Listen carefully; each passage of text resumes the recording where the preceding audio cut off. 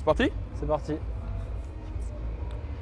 Salut à toutes et à tous, j'espère que tout le monde va bien. On se retrouve aujourd'hui pour une nouvelle vidéo YouTube. 3 jours après le vlog à la French Touch Academy, on est la même soirée, on est la même journée et je me devais de tourner une discussion avec Monsieur Titou Androguet. Comment ça va? Bah ça va, hein. Comme tout à l'heure, toujours aussi bien. Toujours aussi bien. Ouais, même en tenue de ville, on est bien. On tourne, il est 21h47 précisément. Il y a un peu de musique, les gens ont commencé à faire la fête dehors et déjà, première chose, je tenais à te remercier. Tu as tenu ton engagement, tu as dit oui, ok, je te la ferai la discussion. On est là même à une heure tardive, donc déjà merci pour ça. Deuxième question, comment ça va? Bah écoute, ça va pour le mieux, hein. Je suis bien physiquement, je m'entraîne bien. Voilà, assez content de mes derniers résultats. Ouais. Et pressé d'enchaîner, de voir la suite, comment ça va se passer.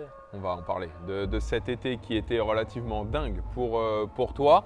Là, tu as refait le changement, tu as reswitché, tu es repassé sur Terre. J'ai fait mes quelques recherches. Le 19 juin, tu étais 276e à l'ATP. Aujourd'hui, enfin depuis lundi, tu es 165e à l'ATP. Comment est-ce que tu décrirais ton été? Après, on va revenir sur cette parenthèse enchantée qui a été l'US Open, mais comment est-ce que tu décris l'été d'abord? Bah, l'été, il démarre d'un début de saison qui était vraiment moche, avec très peu de victoires, quand même une belle semaine à Cherbourg en février. Ouais. Et après, vraiment en manque de confiance. Qui a été sur manque les de réseaux victoire. sociaux dû à ton premier match en plus. Oui, un super match. On passe le bonjour à Jürgen. Je pense qu'il y a la vidéo. Ouais, voilà, il y a eu cette semaine-là, mais derrière, il n'y avait rien. Le niveau n'était pas bon, le mental n'était pas bon, il n'y avait rien qui était bon. Donc, après Roland, j'ai fait le choix de repasser sur des 25. Ouais. Donc, je suis reparti à Grasse Bien au sûr. début de l'été. Ouais. Et voilà, je pense que de repartir sur des tournois un peu plus faibles que les Challengers, ça m'a aidé à retrouver de la confiance. J'ai gagné des matchs assez rapidement. Mhm. Voilà, le titre à Grasse tout de suite qui me redonne vraiment de la confiance pour enchaîner avec l'été. Après, il y a Montauban où je fais finale. Ouais. Un super match en finale contre Vachereau où je perds Satis-Oder, mais vraiment. Des matchs qui donnent de la confiance pour la suite. Voilà, où je sentais que je retrouvais mon jeu, le plaisir à jouer, le plaisir d'aller sur les tournois. Voilà, plaisir de voyager, etc. J'avais de nouveau retrouvé un peu la grinta. Mhm. Et puis la semaine d'après Montauban, il y a une finale à Modena au Challenger. Ouais, encore une. Sur un 75, où voilà, j'ai 2 balles de match, où je mène un 7, 5-3, 45. Donc la défaite a fait mal à la tête, mais j'étais quand même. Voilà, je sentais que mon niveau était là, j'étais content de moi. Et voilà, après avec la confiance, il y a eu une deuxième finale aux Pays-Bas. Je suis incapable parce que tu as fait des villes cet été Ouais. entre C'est pour ça que je l'ai pas dit, ça. Amersfoort. Voilà, Ouais. elle-même, entre Meerbusch, après, Meerbusch. en Allemagne. Ouais, tu vois, alors Grasse, ouais, Montauban, ouais, après tu m'as perdu. Ouais, c'est à ce Ouais. moment-là où tu m'as perdu. Faut dire les grosses villes d'à côté, quoi. Après j'étais à Cologne. Ouais, demi. Même voilà, pour préparer l'US, j'avais quand même fait le choix de jouer beaucoup sur terre. Ouais. Pour continuer à surfer sur la vague de la confiance et puis essayer de grappiller des points un maximum parce que je me sentais bien sur terre. Et voilà, juste partir une semaine en avance aux États-Unis pour quand même préparer mon premier grand chelem avec mon classement, Mhm. ce qui était quand même important. Et au final, voilà, ça a plutôt bien marché. Je me suis bien adapté à la surface assez rapidement. Et puis voilà, tomber sur Garin au premier tour, je pense que c'était un mal pour un bien parce que c'est sûr que c'est un peu un mauvais tirage, ce qui était de série 2 quand même, mais au moins voilà, tu as beaucoup moins de pression que si tu te dis ouais, c'est jouable, je joue un mec qui a mon classement et tout. Donc au final, tu arrives, tu es un peu moins stressé et je pense que ça m'a un peu libéré pour ensuite tous les matchs derrière. Et puis avec le nombre de victoires aussi que tu avais eu pendant l'été. Avant de revenir à l'US qui a été phénoménal comme on l'a dit, je ne trahis aucun secret quand je dis qu'on a mangé ensemble hier midi. Et on a eu une discussion sur le fait de, selon toi, tu joues mieux sur terre. Ouais. Pourquoi? Est-ce que c'est parce que la confiance de cet été t'a amené à penser ça? Pourquoi? J'ai un peu toujours pensé ça depuis petit, mais c'est vrai que mon jeu il évolue plus vers le dur maintenant. Voilà, avec mon service. Et puis mon point faible en revers se compense parce que Ouais. voilà, il est plus facile de contrer sur dur. Donc mes 2 coups du fond se nivellent un peu. Et je pense que en fait, je peux bien jouer. Enfin, je peux jouer pareil sur les deux. Ouais, bien sûr. Peut-être pas de meilleure surface, je sais pas trop. Complémentaire au final. Ouais, j'ai des entraîneurs, enfin des gens de l'académie qui pensent que je suis meilleur sur dur, d'autres sur terre. C'est un petit débat qu'on a de temps en temps. Mais c'est bien. Au moins, si au moins t'es. En tout cas, tu as le doute entre les deux surfaces, c'est que tu es très bon sur les deux. Parce que tu as eu des résultats sur les deux, parce que les deux peuvent t'amener à croire qu'il y a des points forts sur certains, des points faibles qui se masquent sur l'autre. Donc forcément, ça aide. En ce qui concerne l'US Open, tu l'as dit, on a parlé de Garin. Après, il y a eu des moments très tendus sur les qualifs. 5-2 au troisième contre. Finalement, tu t'en sors, tu te qualifies. Comment est-ce que tu les négocies un peu ces qualifs? Et surtout, comment est-ce que tu les vois? Si je ne dis pas de bêtises, c'était tes premières qualifs de Grand Chelem à l'étranger. Ouais, j'avais eu ma wildcard à Roland cette année, Ouais. voilà, où j'avais perdu au premier tour. Et ouais, c'est mes premières qualifs avec mon classement. Ouais, c'est vrai, le fait de gagner le premier match, je trouve que ça libère vachement. Tu as fait un peu tout le voyage, Bien tu sûr. t'es préparé une semaine, tu n'as vraiment pas envie de faire first et de rentrer. Voilà, je trouve ça un peu horrible. Et le fait d'avoir gagné le premier match, ça m'a bien libéré. Après, j'avais beaucoup moins de stress, j'ai l'impression d'un peu enchaîner en routine Ouais. un peu les échauffements, les physiques, les matchs, etc. Et puis, ouais, Tu as bon, trouvé ton train de vie au final. ouais, Et en après, plus, ouais, il y avait un clan qui était avec toi. ouais, il y avait du monde, hein. Mais Il y tant avait, mieux, c'est ça qui est beau. Ouais, il y avait des potes, ma copine et tout, c'était énorme. On s'est vraiment bien amusé toute la semaine, enfin tous les 15 jours. Et ouais, il y a ce match contre Sangrène qui est spécial. La veille, on est censé jouer, on joue pas. Ouais.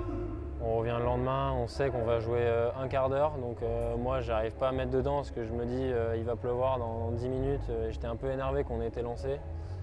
Et au final, ça loupe pas, je prends 4-1 en 10 minutes et on s'arrête. Et donc je perds le premier un peu comme ça. Bien sûr. Et puis après, voilà, je me remets bien dedans à la reprise, je joue pas mal. Je me retrouve à 5-2 contre au troisième, mais en faisant vraiment un bon match. Et là, à 5-2, il se remet un peu à pleuvioter, ça glisse un peu.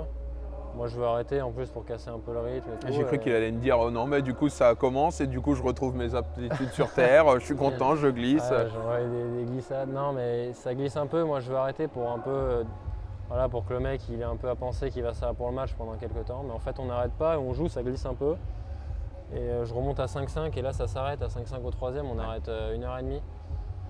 Et ouais, l'attente, elle était pas facile. Ouais. Pas facile à gérer. Voilà, t'as plus que 2 jeux à jouer au deuxième tour de Grand Chelem. C'était un peu difficile, mais en reprise, moi j'ai vraiment bien géré le truc, j'ai vraiment bien joué, ça a fait 7-5 rapidement. Ouais, bien sûr. Et puis après, voilà, même le troisième tour qualif, 7-5 au troisième aussi, à l'arrache un peu. Ouais, c'était incroyable. Du bon boulot. Franchement. Du Ouais. bon boulot. Passer les qualifications. Premier tour, tu joues Moussetti. Mais le jour du tableau, tu te dis quoi? J'aimerais bien choper un mec histoire d'avoir ma chance. Est-ce que j'aimerais bien choper une wildcard américaine comme ça à tout moment je peux même être mieux classé qu'elle?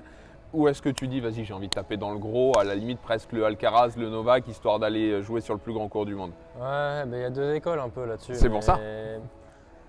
Moi, ouais, ça m'aurait plu de jouer sur un gros terrain, Ouais. franchement. D'ailleurs, c'est un gros regret que j'ai quand même de ne pas avoir gagné contre Mensik. Et pour jouer Fritz derrière, on aurait forcément joué sur un grand terrain. Ça a joué sur le Armstrong.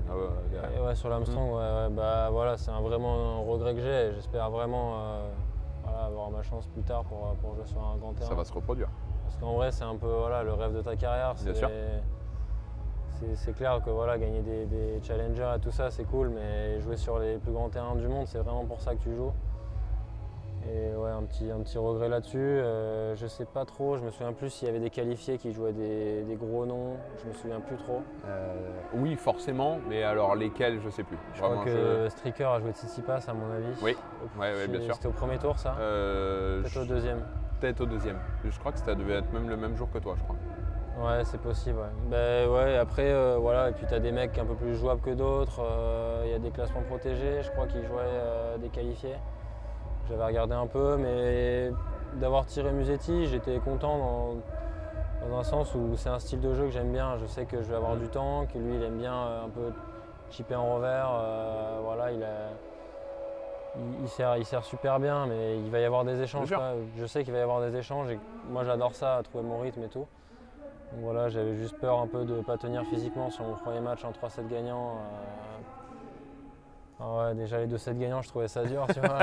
Déjà c'est long, mais alors 3, oh là là. Et ouais, il y a eu ça un peu, je gagne le premier et je me dis putain, il me reste encore 2 sets à gagner. À tout moment, on reste encore 3 heures sur le terrain. Bien sûr. Du coup, je me suis dit, bon, je vais me mettre à 80%, tu vois. Et les 30-0, je vais plus trop les jouer, etc. Je me suis dit ça. Et en fait, au bout de 10 minutes, il y a 4-0 pour lui. Et en fait, quand tu n'es pas à 100%, ça allait super vite. Si tu n'es pas à 100%, tu gagnes presque pas un point, quoi. Donc c'était vraiment une erreur, tu vois.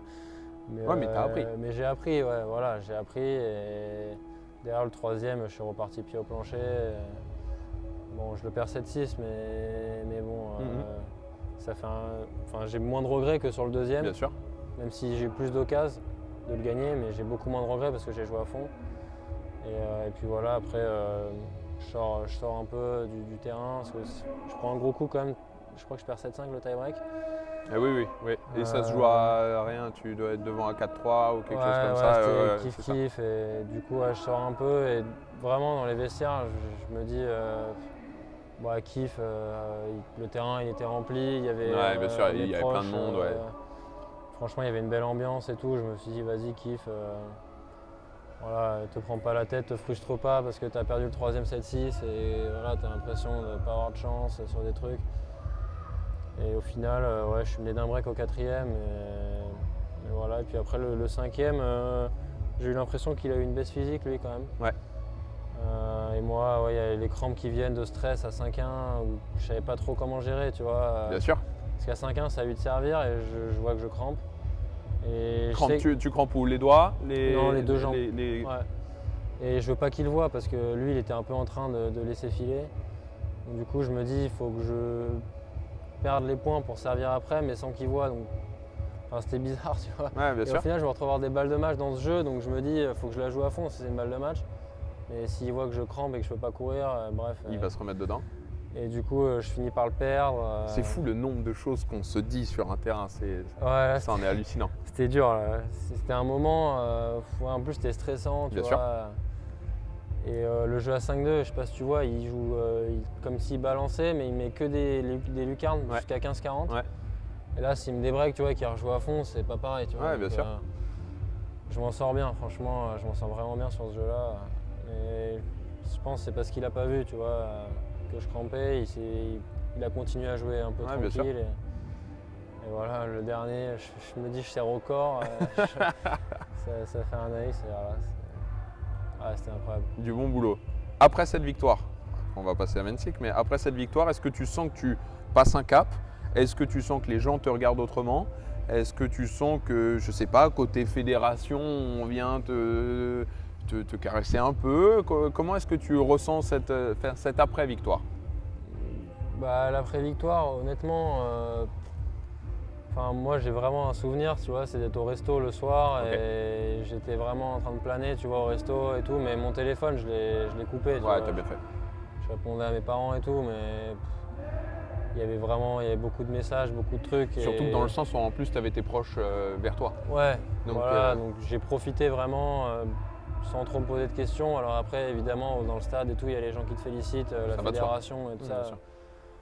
Qui étaient super sympas, qui m'ont félicité, qui ont été m'encourager sur mes matchs et tout. C'est vraiment plaisir, tu vois, de voir du soutien de mecs qui ont joué avant, comme Grosjean, comme Paul et Mathieu, etc.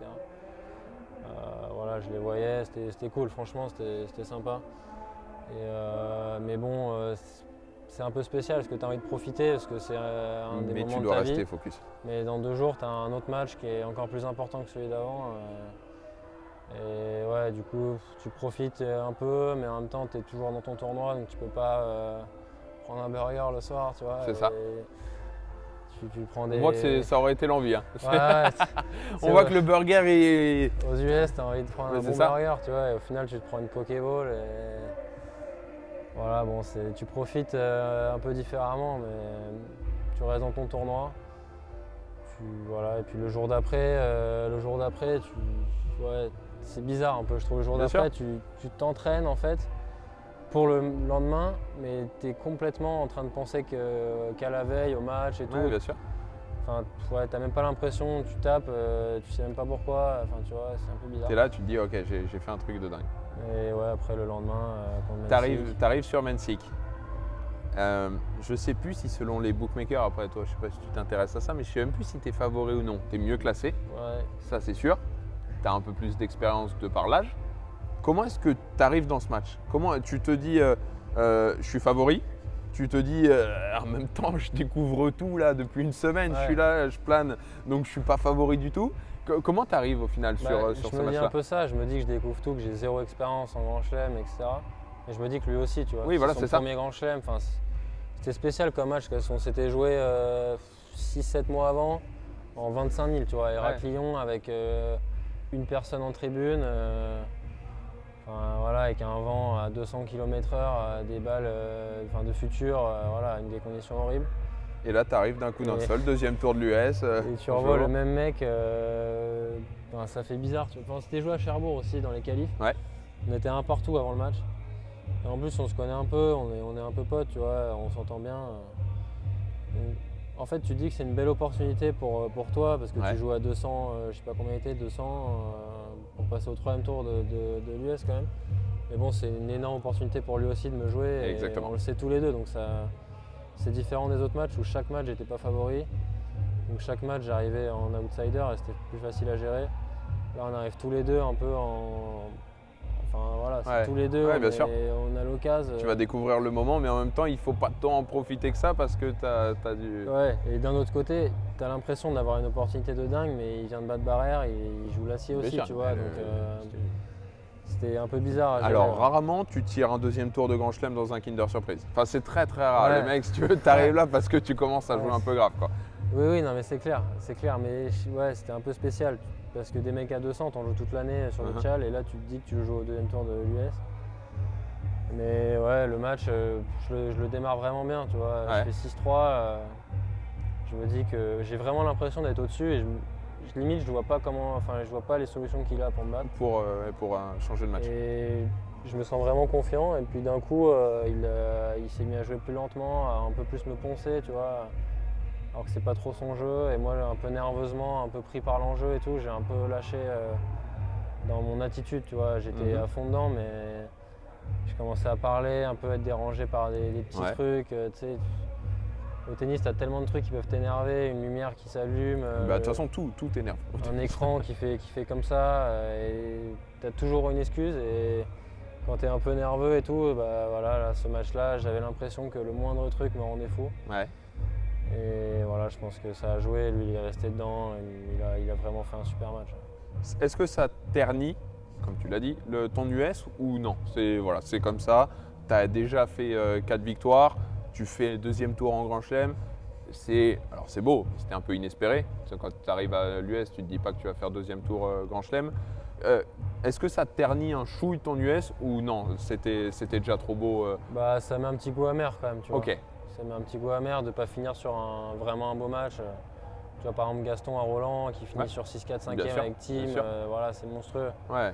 Là, voilà, tu finis sur le court 13, à perdre en 4-7, voilà, il joue super bien, tu vois. Ouais. Mais, voilà. Et ouais, mais après, ça reste quand même le meilleur souvenir de ma vie. Donc, Exactement. En attendant le suivant. ouais, petit goût amer, mais bon, ça reste quand même. Enfin, je m'en souviendrai toute ma vie de Bien sûr. cette situation. Extraordinaire. Depuis 165e mondial, est-ce qu'il y a des choses qui ont changé ou non? Bah, c'est ce que je te disais tout à l'heure. Là, ça change pas énorme en fait. Évidemment, financièrement, ça change beaucoup de trucs. Ouais. D'avoir fait deuxième tour par rapport à quand tu es 180 et Bien sûr. voilà, tu gagnes pas forcément beaucoup ta vie. Là, évidemment. Alors, si je dis pas de bêtises, je crois que c'est sur internet que je l'ai vu. Tu as gagné plus à l'US que durant tout le reste de ta carrière. Ouais, je crois que c'était ça. Ouais. Je crois que c'était ça. Je crois que J'aime j'étais ça. à 120 000 et là, c'était 123, je crois. Excellent. Tu vois, Magnifique. tu as poncé pendant 8 ans comme un rat, tu as gagné 400 matchs et en fait, là, en 5 matchs, tu prends pareil. Mais quoi. c'est ça. Et ouais, financièrement, ça fait un bien énorme pour la saison et tout. Tu te poses plus du tout de questions. Mais après, en termes de classement, c'est ce que je te disais tout à l'heure, j'ai pris 10 places. Il n'y a aucun changement. Le prochain palier, de toute façon, il est dans le top 100 pour rentrer dans les tableaux de Grand Bien Chelem. sûr. Et là, en fait, même les challengers que je vais jouer, tu joues, si tu gagnes le tournoi, tu prends 10 places. Mhm. Si tu perds, bah ouais, voilà, tu joues pour 10 places. C'est assez bizarre, je trouve. Ouais, bah, de toute façon, c'est étonnant. Cet endroit Mais tu est- sais très bien que si à Melbourne, tu repasses les qualifs, il peut y avoir un potentiel bon de 30 ou 40 Ouais, bah, de places. toute façon, il faut continuer de jouer et De toute essayer façon, c'est ça. d'enchaîner les semaines et d'essayer de grappiller pour arriver dans les 100. Mhm. Et après, une fois que tu joues les ATP, il y a beaucoup plus de points, tu peux te maintenir plus facilement. Tu vois. Ouais. Et ouais, il y a quand même un avant, un après, je le sens clairement, voilà, même dans l'académie et tout ça, avec les gens, ils me félicitent, etc. Je suis un peu associé à ça maintenant, tu vois. Mais bon, il faut vraiment, voilà, c'est passé, j'ai bien profité un peu Maintenant, on se pendant retourne. 1 ou 2 semaines. Et voilà, maintenant il faut se reconcentrer. De toute façon, voilà, l'objectif de ma vie, c'est pas de faire un deuxième tour en Grand Chelem. On est d'accord. Donc, c'était vraiment bien, mais il faut vraiment passer à autre chose. 2 dernières questions. Justement, tu parlais de l'académie. Tu es rentré, tu t'es entraîné. Moi, ça fait 2 jours que je suis là et je t'ai vu les 2 jours t'entraîner beaucoup, avec un rythme de 4 séances par jour, quasiment 2 physiques de tennis. Comment est-ce que tu te sens dans l'académie, ici à la French Touch? Bah, l'académie, c'est vraiment une belle histoire, tu vois. Il y a 2 ans, j'étais 500 et quelques. L'endroit où je m'entraînais, ça s'arrêtait. J'évoluais plus trop.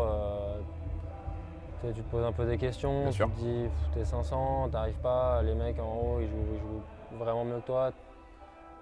Tu te dis, tu sais pas trop dans quoi tu t'embarques et Mhm. tout. Et au final, je suis venu ici et j'ai vraiment senti que Charles, il m'a beaucoup aidé, Ouais. tu vois. Et il a vraiment tout fait pour moi. Je lui dois énormément, tu vois. Bien Charles, sûr. il m'a tellement aidé depuis que je suis arrivé. Je me sens vraiment hyper bien ici et voilà, j'ai tellement évolué en 2 ans avec Yannick, mon entraîneur, Ouais, bien sûr. et Thomas Charlet au physique. On s'entraîne super bien, on fait des très grosses journées. Je pense qu'un gros changement vraiment dans ma carrière, c'était la prépa foncière l'année où je suis arrivé ici. Ouais. On avait décidé de faire 2 mois de prépa, donc j'ai pas fait de tournoi pendant 2 mois. Tu as dû que- finir sur les rotules. Ouais, non, mais c'était horrible. Enfin, c'était les 2 pires mois de ma vie Ouais, à bah passer. ouais. Parce que tu as envie Mais tout le ça, temps de jouer en ça fait tournoi. passer les 4 de toute façon. C'est là où, c'est quand tu souffres que tu progresses. Hein, de toute Ouais, façon, donc, c'est clair. Puis je me blessais beaucoup. Physiquement, j'étais un peu dans le dur. Et après ces 2 mois-là, je me suis toujours senti bien physiquement par rapport aux autres mecs. Je me sentais au niveau. Tu vois. Ouais, bien sûr. Et je l'aurais jamais fait avant. Je me serais jamais dit, je vais pas jouer de tournoi pendant 2 mois. Je vais faire une prépa. Enfin, Mhm. ça me saoulait, tu vois. J'avais pas envie de le faire. Ouais, bah oui, tu m'étonnes. Et ici, ouais, ils m'ont obligé à le faire, et je l'ai fait, et ouais, je regrette tellement pas. Ça m'a vraiment physiquement fait tellement évoluer. Et puis après, voilà, la saison elle s'est bien passée l'année dernière, j'ai bien évolué. Et je suis monté un peu en classement, palier par palier, tu vois, gagner un peu des futurs, jouer un peu des chals, Bien sûr. mixer, etc. J'ai démarré la saison 280 là, et puis voilà, après. Bah, et puis tu joues aussi avec des mecs comme Constant. La dernière fois quand j'étais venu et que le vlog est toujours disponible d'ailleurs, tu jouais avec Richard. Parce que tu joues avec des mecs qui sont bien, tu es encadré, donc forcément tout va bien et ça fait progresser. Dernière question, enfin dernier sujet, l'avenir. Déjà avant ça, quel est le programme des prochaines semaines? Là, je pars à Braga et Lisbonne sur terre, j'en fais 2. Parce que sur dur, il n'y avait pas grand chose. Il y avait ceux en France, mais Ouais. ils sont extrêmement forts. D'où le fait que tu aies refait le switch sur terre. Voilà, de base, je voulais jouer en France tout le temps, mais avec Rennes et Ouais. continuer. Mais la force des tableaux, je me suis dit peut-être qu'il y avait des points à prendre ailleurs. Ok, Donc voilà, je vais au Portugal 2 semaines et après je repasse sur dur. Qualif 250, je pense, Anvers ou Stockholm, ouais, là où c'est le plus faible. Et puis il y a le Challenger à Brest après. Voilà, après je sais pas trop. Une belle prépa pour l'Australie. Qui est quand ouais, même, parce que là tu es sûr d'y aller maintenant. Ouais, voilà, maintenant je suis sûr d'y aller. C'est beaucoup dans ma tête, mais il faut quand même jouer vraiment les tournois d'avant, tu vois. Ouais, mais au moins pour la prépa, pour tout ce qui va être foncier, tu vas y être avec un vrai objectif. Ouais. Parce que si tu es à 2,30, 2,40, tu te dis putain, peut-être que je vais y être, peut-être que je vais pas y être, ça va être compliqué, je sais pas si je passe le cut, etc. là tu es sûr. Toi tu y es, tu seras même potentiellement pas loin des têtes de série qualif. Ouais. Tu vas aller les chatouiller, donc ça c'est bien. En ce qui concerne l'avenir un peu plus lointain, les objectifs à 1 an par exemple. Si dans 1 an on se refait une ITV, tu aimerais être où? Bah, c'est dur de se donner des objectifs de classement parce que tu sais vraiment pas Alors ce qui va se pas passer. forcément classement, hein, Mais après, forcément, le prochain palier, là, c'est les tableaux de Grand Chelem. Donc, c'est donc le top 100. Le cut il est simple. Voilà, mais déjà, jouer, enfin voilà, pas se blesser, jouer des saisons pleines, essayer de continuer de kiffer tous les tournois, les voyages, etc. Continuer de trouver le plaisir là-dedans parce que c'est un peu ce qui m'a coûté mon début de saison. Ouais, bien sûr. Voilà, essayer de bien gérer la prog.